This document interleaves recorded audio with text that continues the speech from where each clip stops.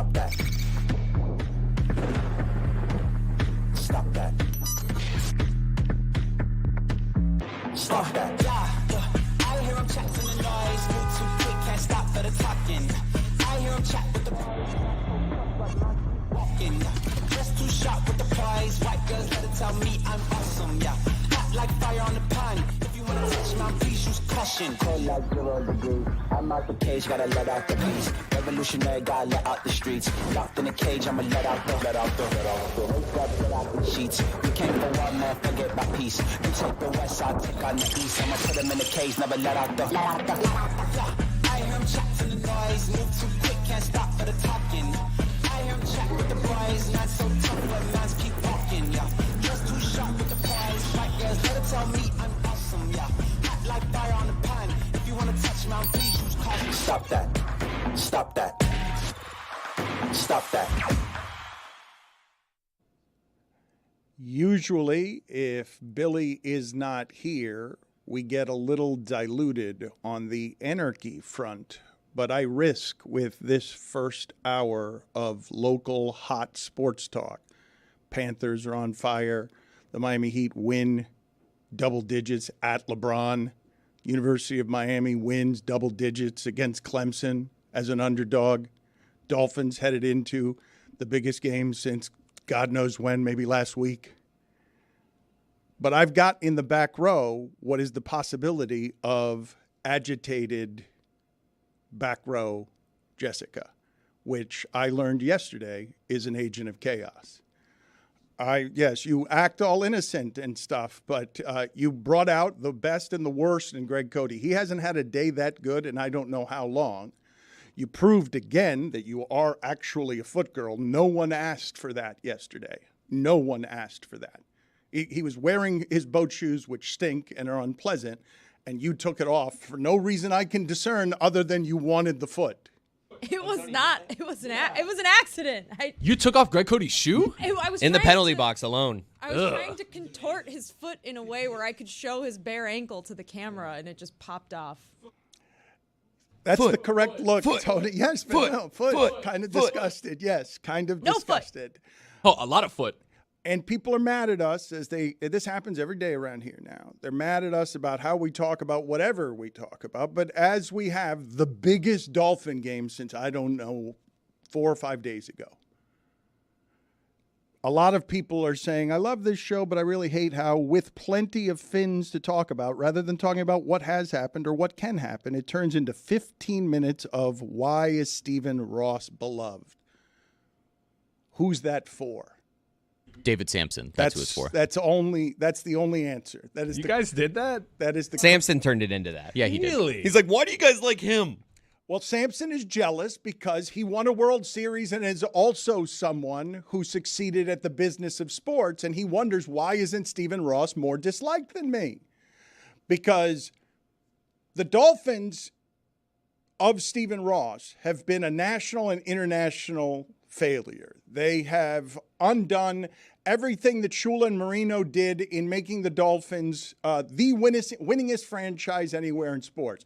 You guys got to understand what's headed here this weekend. This is the primetime game for the AFC East. That division has been so dominated by the Patriots. The Bills went 17 years without making the playoffs, and the Dolphins are worse. Like, that's hard. The Bills, 17 years when the Patriots were being dominant. All those teams should go into the Hall of Fame with Tom Brady in the AFC East. The Bills, the Dolphins, and the Jets should all go in with him because that's how they became what they became. Get the bye, win the 2 home games, get to the Super Bowl. I mean, there's the scandal of lying about the revenue share, not paying players enough, having a managerial hire support Fidel Castro versus the biggest scandal of trying to get Tom Brady. That's a positive for me. That is correct. But he doesn't understand it. All of that would have been good from the Dolphins chief historian, but Greg Cote yesterday didn't want to play that game. He wanted to do anarchy with back row chess. And it looked like a lot of fun. It did. I kind of wanted to be with them doing that. But otherwise, if I don't sit in the seat and behave myself, then all we've got is rodeo clowns. And no bull. You need a bull. You need somebody that's flailing through the Matador's cape. The Dolphins this weekend play a game against a franchise that it's being reported are going to have more fans down here than Dolphin fans. So one of the things we talked about yesterday was the idea that the Dolphins have given this town over the last 20 years back to the Heat, but they can take it back at any point. All they've got to do is some winning. But what they've lost over the last 20 years of Stephen Ross is, what do you mean the Bills are going to have more fans here than the Dolphins for this game? And it's not just that they care more. They failed just as much. But they've got expectations now for a couple of years that the Dolphins have had for one. For one. This is the first year of expectations where anyone has dared to believe. The Bills have been there for 4 years and feel like the window's closing. They felt this year because of the way that they were losing. Wait a minute. Did we just give up this division to the Dolphins? No, you're as good as the Dolphins. Your quarterback just turns it over a little bit because you've got a wonderful Achilles heel, which is when he's great, you can win the Super Bowl. And he can lose in the first round with 4 turnovers because he's running around and fumbling and stuff. And the Dolphins are playing a different game. They don't have that quarterback. That's not the quarterback they have. They've got to scheme a bunch of things so that Tyreek Hill and now no Waddle and Mostert can out-scheme. The game you have this weekend is a quarterback. I'm not going to say he's a contrivance, but we all know that he has been helped by a million different things that Josh Allen doesn't quite have. When Cam Newton says game manager and looks at Tua, it's because he doesn't play or look like Josh Allen. He's not calling Josh Allen a game manager. That's never going to be the insult there. And that quarterback last year, I watched a game where he came down here and lost, and all Miami did the entire game was backpedal. The Bills had the ball for 40-some-odd minutes, and what we were relying on in Miami is they're on the sideline where the sun shines brighter. Can they get tired if Josh Allen's arm just gets fatigued because of the sun? Didn't he throw 77 times in that game? Yes, 777, and the Dolphins won the game. The last play was into the ground because he just had nothing else. He couldn't. It was a noodle. He had nothing. It was the same throw that Tyrod Taylor made on the 2-point conversion to Saquon Barkley. You know, Josh Allen only has 2 more turnovers than Tua, and the difference between them is Tua has this superhuman ability to not lose his fumbles. Tua's got 15 fumbles this year. 15 fumbles, but he hasn't lost but 4 or 5 of them. Can I say something? Yes. I can feel the panic, not from Dan, but from Dolphin fans this week. This is look, the Dolphins have had a great season, and it seems to be kind of falling apart right now. No. I'm going to pivot back the other way. No, I'm going to pivot back the other way. This has been a fun year. I just want to say that. Can we just say, regardless of what happens, this has been the most fun season of my Dolphin life. And there's nothing that's going to change that. Even if we lose, I will be disappointed. I will still feel good about where we're headed. I can feel my voice shaking right now. Loser because talk, because I'm such a loser. You know it's I'm loser scared talk. of these Bills, Yes, and I you still want to say that I had fun this season. Had fun, please. You know what's fun? Winning. You know what's fun? Beating the Bills. You know what's fun? Going into Baltimore and winning. That's fun. Not, hey, we had a really nice season. Oh my god, It was nice, it's so though. cool. Okay, but we also had Ryan Tannehill for so Thank you, Jeremy. long. No, I'm entertained for the first time in my entire life. Like I've never had an entertaining Miami Dolphins team. The most I had was Mike Wallace, and I had Jay Cutler to Devontae Parker, and you know when I was a young child, I had the Wildcat of Ronnie Jeremy Brown is and Ricky so right Williams. now. I'm entertained for I'm the gonna first take time this- in my life. And if they lose this weekend and it turns into having to go to Kansas City and then they lose in Kansas City, like it's going to be a major disappointment of a year, and I won't have the same mentality. But for the first time in my life, I've just like genuinely wanted to tune in to every Dolphins game. I'm going to take this a step even further. Oh, Jesus. This right now, this moment, as I sit here with you all fine folks, this is the best time in South Florida sports history. Right now. Right now. Nope, you it did. wasn't 6 months ago. Yes, it was. Right now. When the Heat and the Panthers were in the playoffs, you're like, this is the best sports year of all Not time. only And that. the Marlins swept the Brewers. You remember that? And also, all It was of the a League's sudden, Cup. Don't forget the League's Cup. That's what, folks, I'm telling the you. League's Cup We're in there. still in it. You have 2 folks now. It's still a ride. My point is, I'm still right from what I said 6 months ago. This right here, this 8 month stretch, we're in it. Enjoy it. FAU This in the is Final fun. Four. Dolphin fans, Miami Final relax. Yeah. Relax. The Aaron Rodgers thing, I shouldn't be quoting him right now. I'm sorry. Relax, Dolphins fans. We are fine. Yeah, relax and make tons of excuses because you're apparently the only injured team in the NFL. You guys are even putting Tyreek's house on the injury report. That was hard to watch yesterday. Tyreek Hill with his wife standing outside a home in flames. Chris Cote is obviously the son of Greg Cote. Somebody writes in, it's legitimately difficult to hear Greg Cote talk about the Dolphins. The excuses are absurd. Chris Cote's not wrong when he says that this is an exciting time in South Florida sports. Many of you were asleep last night when exciting Duncan Robinson most improved player in the league stuff happened. It was incredible, Dan. That fourth quarter from Duncan Robinson, it's on my top 5 list of things you missed from the Miami Heat last night while you were asleep because they played at 10 p.m. We will get to that in just a second. Thank you, Jeremy. Always eager, Jeremy Tache, there for you. We haven't had this kind and of... us actually getting to it is now plus 300 live odds. It had to happen there for you, kid. Well, we haven't had this kind of eager around here since Chris Whittingham. I have missed this kind of earnest eager. He does have it. It'll be helpful. Most people were sleeping during that. But one of the things that Chris Cote did not mention in the wonderful tumult that was 6 months ago is we borrowed the FAU basketball team for a while. We were so lightheaded down here with winning and fun. And Tony's right. You don't go into this game unless you've been beaten down by the last 2 decades saying, oh, what a fun season it was, because you're just guarding against. This is going to hurt, isn't it? This is going to the country's going to be laughing about, oh, they were right about them being a fraud because they're a 3-point underdog at home because the money thinks Buffalo's better. I think Buffalo's better. I think Miami can win, but they're injured and they're going to need turnovers to do it. And I have no confidence from the last time they played that Vic Fangio has any secrets for Josh Allen because it goes beyond the last game. Fangio's never had any answers for Josh Allen, and now he's got a really hurt defense that does not have a pass rush. And I don't like the Dolphin chances, and I have expectations for this season. I've seen some of the bills already for us sending 30 people to the Super Bowl in a month because we thought that Dallas victory meant something. Fangio didn't have answers for Ken Dorsey's offense, and since letting go of Ken Dorsey, the offense has gotten into a nice little rhythm and found an identity that isn't so dependent on Josh Allen, even though he touches the ball every play. And when he's good, so go the Buffalo Bills. The stat I gave yesterday, Josh Allen has as many rushing touchdowns as Tua has fumbles. That's 15. Wow. That's correct. He's hard to stop, and their defense is really banged up. And while I believe Jamar Chase gave one of the great compliments a player can give in that sport when he's trying to insult the Chiefs, and he says they're going to double me and stuff. They can't stop me. It's not like they have a Jalen Ramsey. You don't see a lot of that from players as elite as Jamar Chase. They got Jalen Ramsey for this game. Yeah. For this game. Pro Bowler Jalen Ramsey.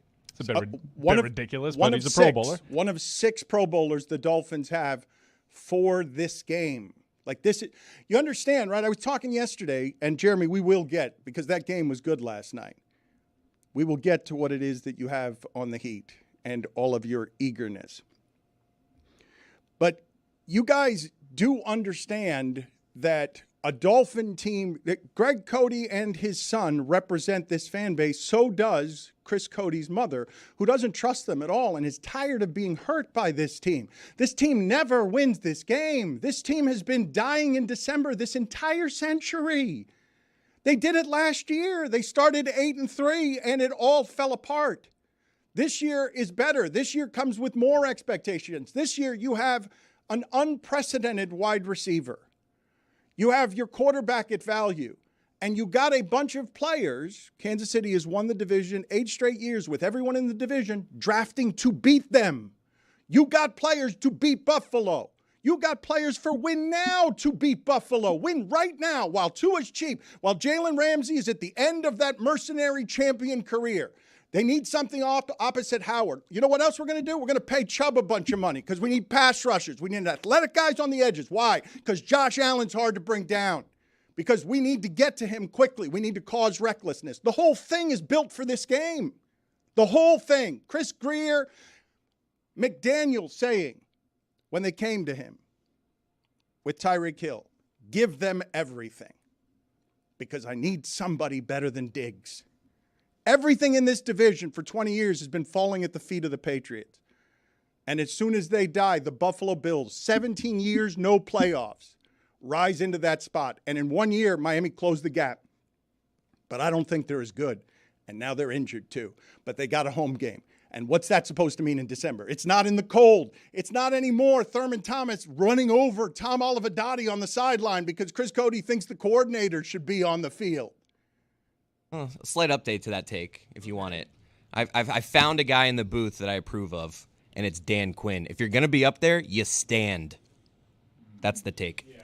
If you're going to be up there, you stand, put your hat on backwards, put a pencil in your ear. That's what I think about the back row. You should be standing right now, which is why I always stand. Because if I'm in the back row, I'm standing. Yeah, it's true. He does. 66 degrees come game time on Sunday night. Just saying. Chilly. Can I give a little more perspective? I feel like we're panicking. All right, I'll stand. We're panicking.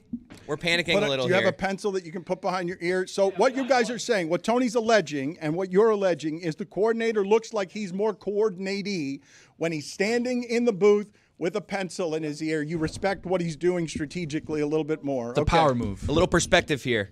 Just this is Dan Quinn right now every game. He's like, come on, let's go. Give me the phone. Where's the phone? Micah, get to the quarterback. This is a terrible bit I'm doing. Here's my perspective. Tua played 17 games this year.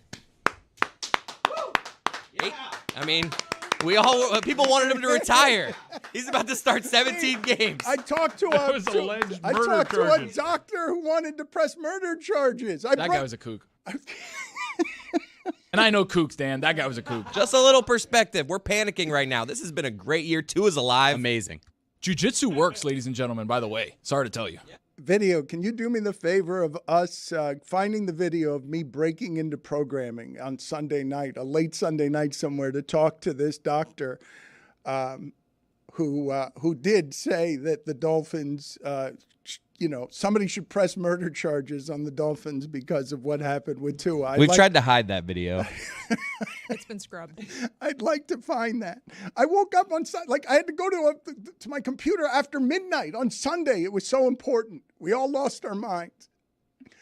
Now we can't even stay awake till midnight to watch the Heat beat LeBron James. And that one had to hurt LeBron because even Bayless came out of the shadows and said, look at who you lost to. You're 17 and 18 and you lost to Duncan Robinson, who looks like a high school algebra teacher. Say what you mean, Bayless. Say what you mean.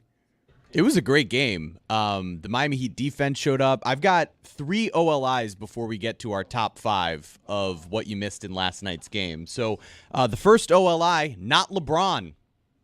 He didn't really show up. 12 points. There we go. He had 12 points in last night's game, which was a season low. Really stopped by the likes of Jaime Jaquez Jr., Niko Jovic.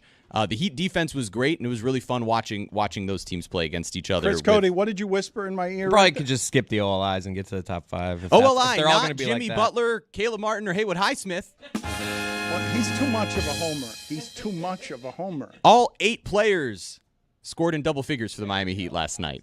All 8 players who played significant minutes. So I saw a tweet that summarized it nicely where they put up those 8 players and what their stat lines were, and somebody just said, LeBron lost to this bullshit. It was amazing. It was really crazy to think that lineup that went out there without Jimmy. Number 5, Kyle Lowry, continuing to play pretty great. Yeah, he's been really good for the Heat. He's played 30 of their 34 games. He's been a steadying point guard for them. And in games like that where you don't have Jimmy Butler, you don't have Caleb Martin to be able to go get his own bucket, Kyle's really led the charge, and they scored a lot on the fast break last night. So he was really important. He had 4 steals and 6 assists. Hold on a second, eager Jeremy, because you've lost the room here. Like even Mike Ryan, especially Mike Ryan. We haven't gotten to the top 5 yet. No, I know. He did get to 5. That was number 5. That was? I saw that LeBron didn't speak to the media. Was that on there? I said not LeBron. No, all not LeBron ones. That's it. You wonder why it was plus 300. Hey, guys, this is a good list. Plus 300, by the way. Somebody have enthusiasm with me, please. Let my boy cook. Number 4, Duncan Robinson's 11 points in the 4th quarter. He's going to win most improved player, isn't he? It's really remarkable. I mean, his ability to have such a versatile offensive game now. And look, He hit 3 threes in the fourth, and that was a big part of it. But on a game where he was struggling to shoot, he was able to do so much more for the Heat. He had a couple assists early in the fourth, and then after he finally saw one go through, he became their whole offense. Well, but the difference is, okay, it's one thing to watch that game, and you got no Jimmy Butler, and they do have LeBron, and then you see AD outplaying Bam. But when Duncan Robinson is not just shooting over AD's legitimate defensive player of the year type of empirical data. If you're offensively sluggish, the way the Heat were last night because they're outmanned, it's not just Duncan Robinson making shots over Anthony Davis. The thing that makes him the most improved player is all that he's doing at the rim and has been doing for 2 years. And that's stunning to watch from a player who's been in the league long enough that you don't expect the jumps of improvement to look like that. It's a testament to me, honest to God, as LeBron is scoring 12 there. Look, he's had the career. He's validated everything that he thought, and he's going to be able to create a Hollywood empire that owns a basketball team. So there is no failure there. It's been mesmerizing to watch him. But it does, when I see nights like last night, make me understand why Pat Riley was so unholy pissed off that he wasn't allowed to build around that for 10 years because he thought he could do this. Like, you have to understand the level of insult. This is far and away as crazy angry as I have ever seen Pat Riley about anything, and it was for months. And it was the humiliation, the embarrassment, the shame of having to fly across the country and show your championship trophies to LeBron and his guys, and they won't turn off the television. They won't turn off the World Cup games. They've got their feet on the table because they've realized they don't need him anymore. And they didn't. They won one without him. 2. The bubble and the one in Cleveland. My bad. Yeah. So, but I do think that looking back on what happened back then, and we'll get back to your top 5 in a second, is every talking head in the nation was like, yeah, this is time to leave Miami. Wade's knees are in bad shape. They're all their rotational pieces are getting older. Get away from there. Like, no one could extend Pat Riley, a great Hall of Fame executive, any credit to kind of figure it out as long as he had prime LeBron around him. Mind you, he's made the NBA Finals twice without LeBron. It was kind of ridiculous in hindsight. Pat Riley has had the same success with multiple franchises that LeBron has had with multiple franchises, just more of it, and with or without LeBron. Now, LeBron can make the argument, and I've done it without Pat Riley, and he has. You corrected the forgotten bubble championship where he beat Miami, and that had to be if Cleveland didn't make his legacy golden forever on. I was right. I chose you can give me 6 or 7 championships. It's probably not going to feel however I felt going back to Cleveland and winning. And then my late career, what do? I'm amazing at this age in Los Angeles for the golden franchise in the league. But last night, he's the oldest player in the league, and what devoured him were young people. Yeah, it was all the young people on the Heat that they've been developing from nowhere, too. Like, it's all these undrafted players, and they were without 2 of them last night who would have been sort of perfect complements to a LeBron-led team in 3-and-D guys and Caleb Martin and Haywood Highsmith. But it was really impressive to see what Duncan did. And when you saw the Heat defense last night holding the Lakers to 96 points, the scores around the league last night, the Pacers beat the Bucks 142 to 130. That was such a the fun Hawks game. won 141 to 138. And the Jazz beat the Pistons 154 to 148. The Lakers scored 96 points. That's what the Heat defense did. Mike Ryan, now you've done it. Look, we've got 40 seconds left in the I can get to the top 3. I can. Do it as fast as you can. Let's go Heat chants at the Crypto.com Arena. 11 road wins for the Miami Heat. Number 2, the UCLA duo laughing at the Los Angeles Lakers. Jaime Jaquez Jr., who was picked 1 pick after the Lakers' first-round pick. And number 1, Niko Jovic. Yeah. He's good, Dan. He's they gotta play him more. He's really good. Looks good. They got to play him Weren't more. you sleeping? Defensive coordinator back Yeah, I didn't watch it. Didn't you say the only game you lost yesterday gambling was Lakers money line? That's right.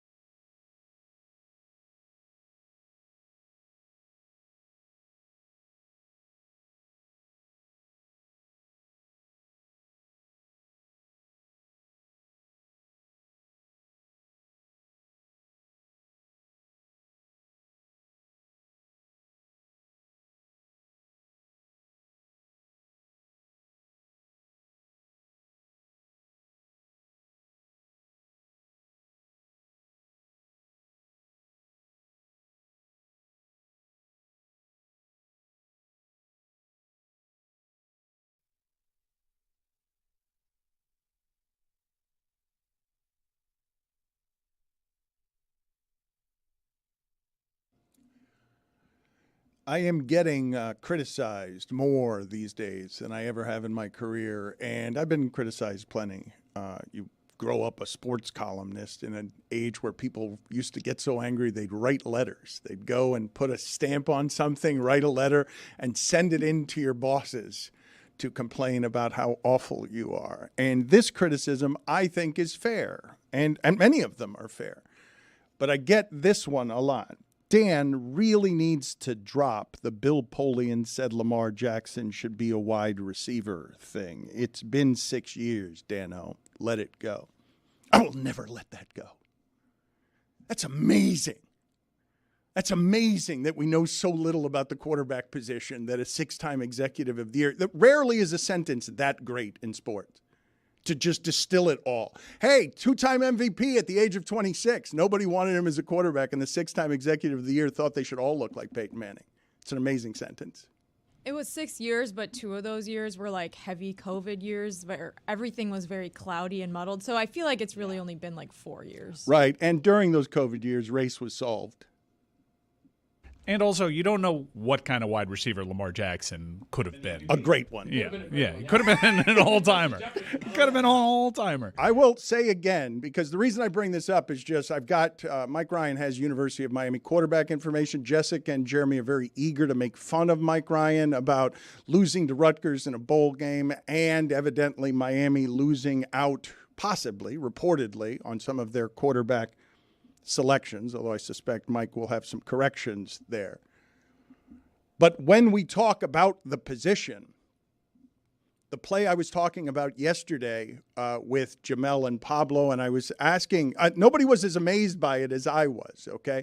Zay Flowers was wide open running down the right sideline. I don't know exactly how that happened. I didn't know whether it was broken coverage or not. What I did not see is that Lamar Jackson dropped back to pass and looked very much like a left-handed passer. He had his back to Zay Flowers, so if he was trying to move coverage, he did it by turning into a left-handed quarterback who then swung his shoulders to the right and threw the ball right-handed because he's right-handed. I've never seen it done before. I don't know if it's why Zay Flowers got open. I was just amazed that no one caught it. I didn't see it. No one talked about it during the game, and a quarterback got a guy open in a league where everyone's scoring 20 points because they can't have the 70-yard plays by pretending he was left-handed and convincing me as he dropped back to be like, wait a minute, is this AI? I'm kind of fooled as I'm seeing this. I asked Jeremy, am I getting butt cracked here? Because he looked so natural as a left-handed quarterback, I thought Sports Illustrated had doctored the footage. When I had watched the play so many times, just because you see the highlight packages run and you see Lamar Jackson all over Twitter, and I hadn't even processed really what it was he was doing, because I thought, like, oh, maybe it was supposed to be a designed rollout, and then he decided to go back the other way, and then you actually see it from, like, the all-22 angle, and that's actually what happened, is dropping back with his left hand looking like he's going to throw, doing the drop back with the proper footwork to be a lefty. He looked like Tua. It was crazy. For a moment, I forgot he was right-handed. Like, for a moment, I didn't understand what it is that I was seeing because I don't expect a quarterback to have enough time or comfort back there to drop back. Man, look how fast the Dolphins are throwing the football to make sure they're not wasting any time. And this guy is going to play the sport where he drops back left-handed. And I don't know if that fools anybody, but Zay Flowers was wide open. It did seem to fool the safeties a little bit, which in hindsight, what are we doing there? Like, make him throw it. There is also a blitz to that side where he's dropping back lefty. There's a blitzer that's coming on, gets picked up, but then he automatically switches and throws. Did they not notice it as the game was going on? Was this not something that anybody, like, was Orlovsky, did anyone break it down in detailed fashion? Or is this, am I the idiot for not having seen it so very much? And, you know, in that division, if that team loses, it's going to be because Myles Garrett is going to be running in his face if he goes left-handed. I'm not sure that I've seen that kind of comfort, confidence, and grace with what's supposed to be a violent position that's going to get him hurt. And now the University of Miami is in the quarterback game. Mike Ryan has information that people want. Cam Ward, I saw reports that he had declared for the NFL draft. I assume that meant that the University of Miami was not getting Cam Ward. KJ Jefferson, I saw, Jeremy was very happy about Go this. Knights. Yeah, his Central Florida team. UCF, wow. Dan. Jessica, thank you. Jessica, you just made a face. Are you as annoyed by his UCF as everyone else is around here? Dan, the problem is he's so earnest and he's so genuinely excited. And I am. It's so annoying. Just because I'm happy sometimes? Yes. Exactly. Join us. It's Jeremy, weird how in the likable Lucy's happy is and how It's sexist. unlikable your earnest is. Finally. Lucy, she cries on the field. She cried. She set a record number of cries on the national championship field. And I think it's contagious because everyone's like, wow, loving sports like that is pretty cool. Jeremy loves them like that, and we judge him for it. I cried watching Michigan win, too. Let this be a lesson that if you cheat, you get rewarded. Yeah. There's no punitive measures whatsoever. Go ahead and cheat. It's good for you. Transition. Tell us about Miami, Mike. Miami, excuse me, $5. I'll pay that. I know people have been saying fine and not paying, and I will be better in the new year. No one is I paying. think Samson except owes me. us like 15 from yesterday. $5. I'm getting over something. Probably COVID. We're good. Anyways, so you did see a 4-second video of Cam Ward in a living room saying that he's declaring for the NFL. What you didn't see and what no one's seen is him sign with an agent. So he's still very much in play, and there is dialogue between Miami and Cam Ward. Cam Ward decided to declare for the NFL. It was really NFL or Miami. Throughout the entire process, there were flirtations with other schools, but if Miami was going to lose him, they were going to lose him to the NFL. There are people in Cam Ward's camp that were giving him some advice that doesn't match up with some of the personnel people and what they're telling me, and I think there's pretty strong evidence in that he only got a Shrine Game invite, that his NFL prospects aren't so great. He's like a day 3 guy. And a lot of people recently have benefited by coming back to school. So I think that there's a realization there. And Mario Cristobal, as you showed with Jeremiah Smith, does not hear a damn bell. Like, until you put pen to paper and either sign your letter of intent or sign with an agent, it doesn't matter what you say. Mario Cristobal is still going to come after you with a lot of tenacity. That bell rang on Jeremiah Smith, correct? He signed his letter of intent. That's over. All of that is over. Yeah, I heard some crazy stuff with Jeremiah. So he went as far as to have a graphic made of him flipping to the University of Miami. There are details of him on the phone with Cam Ward talking about that. Miami got very close to getting Jeremiah Smith. Right now, Miami is back in. Now, take this with a grain of salt. They're close on Cam Ward. They've been really close on Cam Ward. They've been almost certain that Cam Ward was coming. In fact, on early signing day, there was a brief moment there where we were pretty convinced that Cam Ward and Jeremiah Smith were coming to Miami. But Cam Ward is still plan A without a really plausible plan B. There are a couple names out there.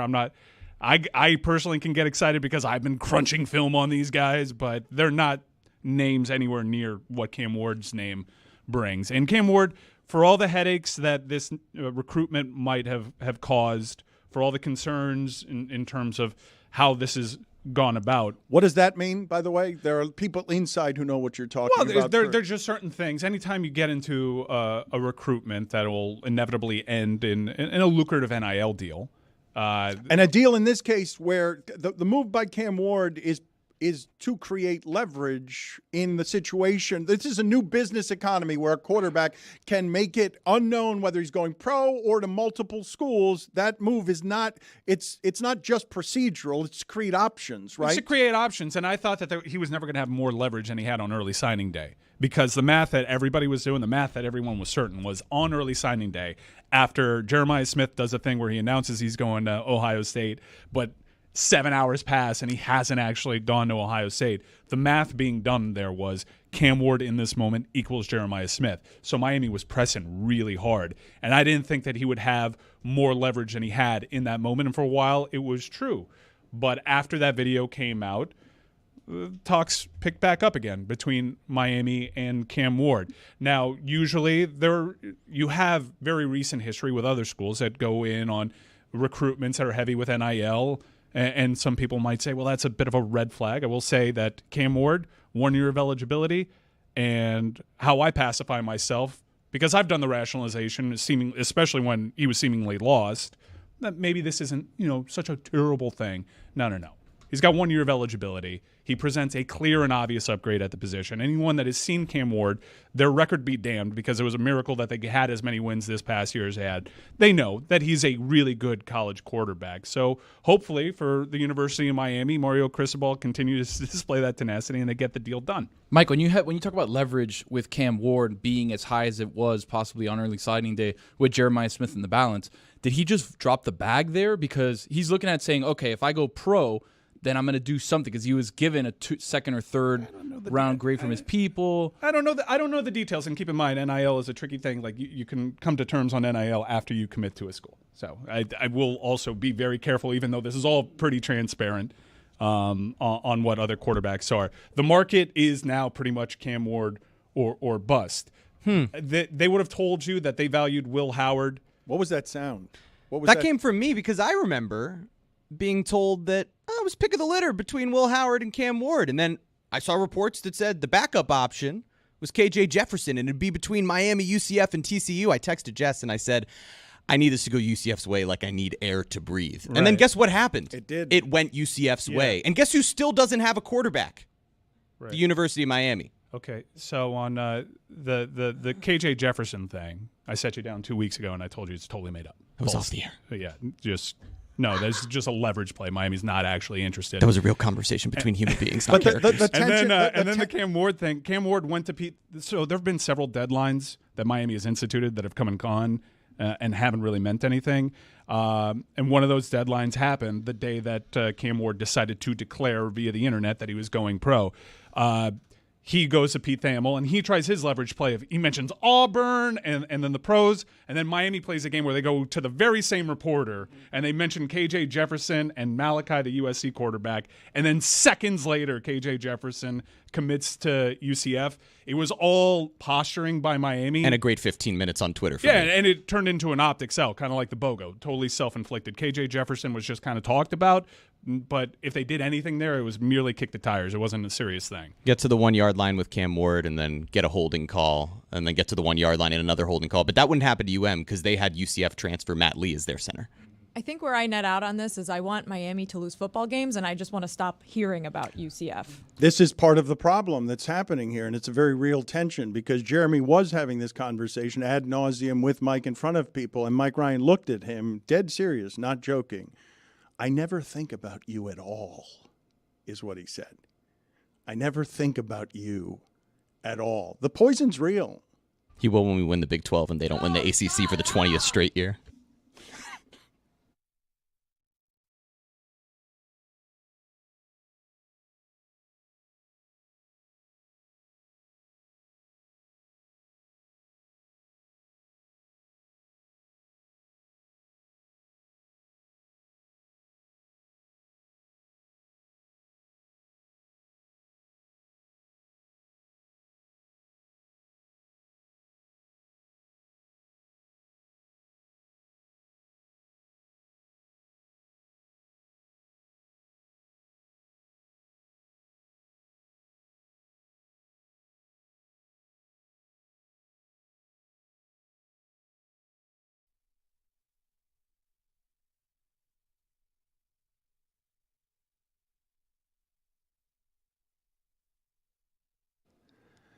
This show is getting and has gotten over the last couple of years a lot of accusations of brain rotting, and since the pandemic, we cannot be listened to because it's a woke echo chamber of double extra steroid wokeness, and everyone agrees with everyone else, and then the young people come in here and they're even extra more woke than the way too woke, liba woke.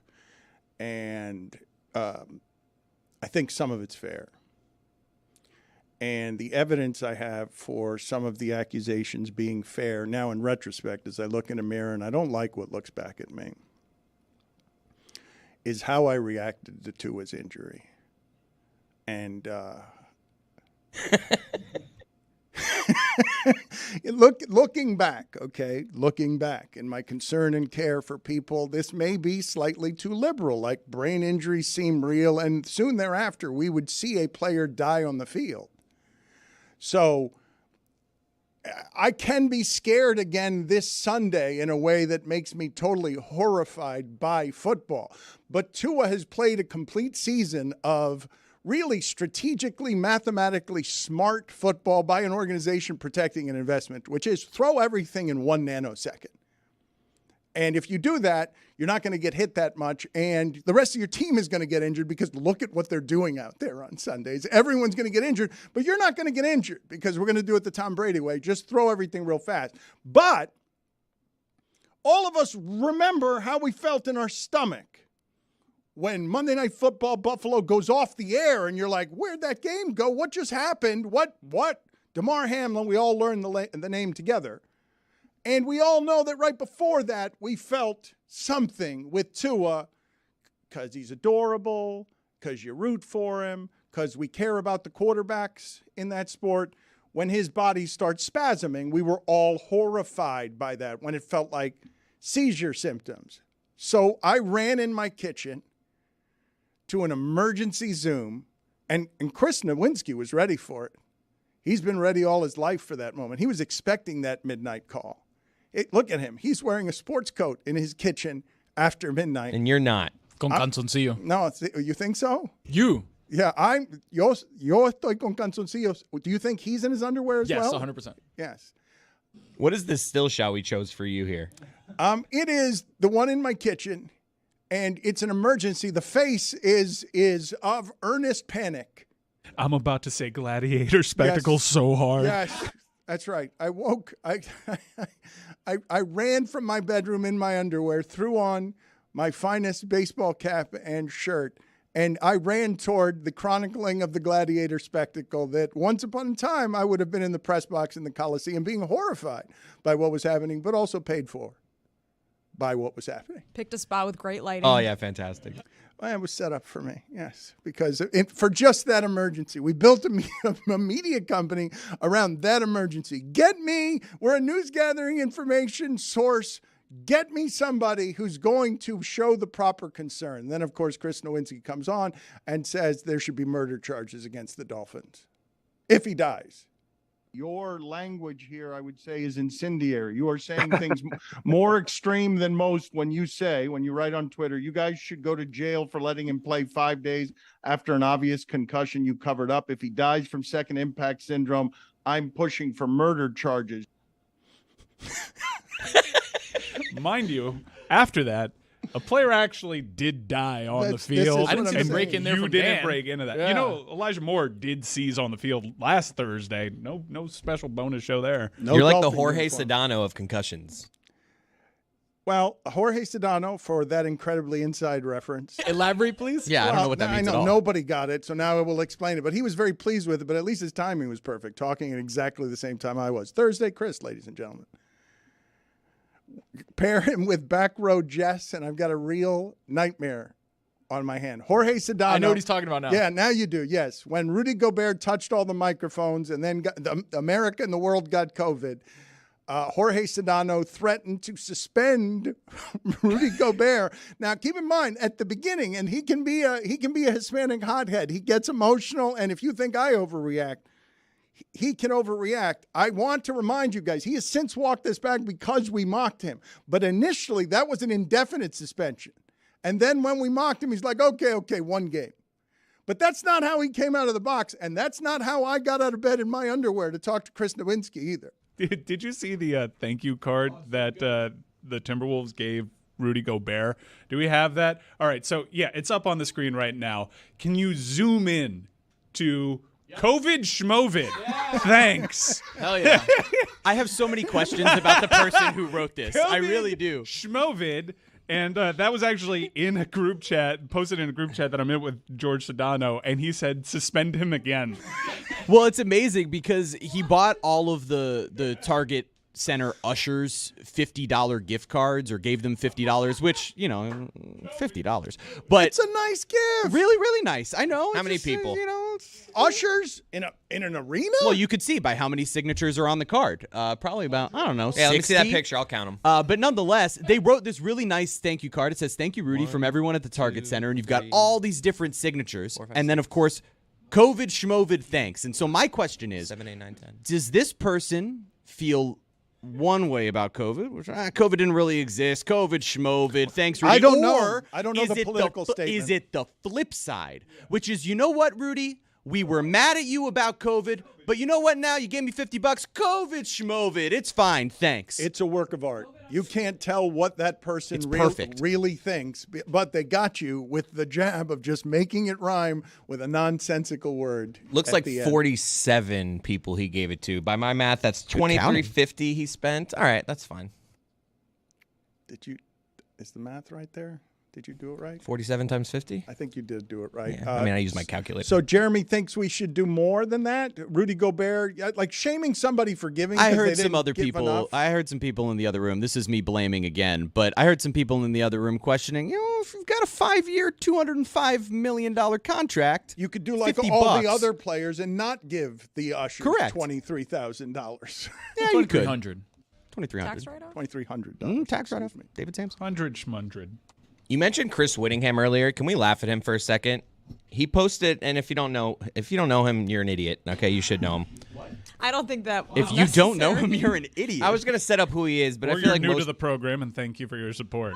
Or that. Yeah, that would have been better. He's the better version of me. right. Pretty schmitty. So Witty is now a soccer person, shitty. and what he says in this clip, I don't know He's what. always been a soccer person. I don't know what show this is. I don't know what he's talking about. I But believe this is Sirius XM. he does not know how to wear a hat. He's very famously hates hats. This must have been haircut day. He says he only wears hats on haircut day. This must have been a haircut day. So here's a clip of him talking soccer and just not knowing how to wear a hat.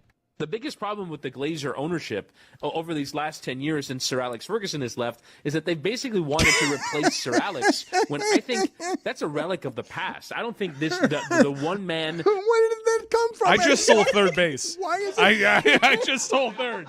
I don't know what's happening there. Laid down a bunt, hit and run. It was on the brim touch. For me, in a 10-second clip, you get 1 or 2 hat adjustments. And by my math, there's 9 or 10 here. Let's play this again. Hold on. No, he's giving the swing away. For the audio audience, what begins is the hat is sitting atop perfectly coiffed, oiled hair at the beginning of the clip.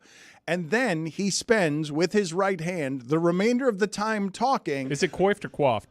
readjusting his hat at a rate that shows great insecurity and bodily soothing and seems like almost sarcastic or caricature. He is so uncomfortable. It's the same way that he would touch the top of his skull if a beehive had suddenly exploded on top of his head.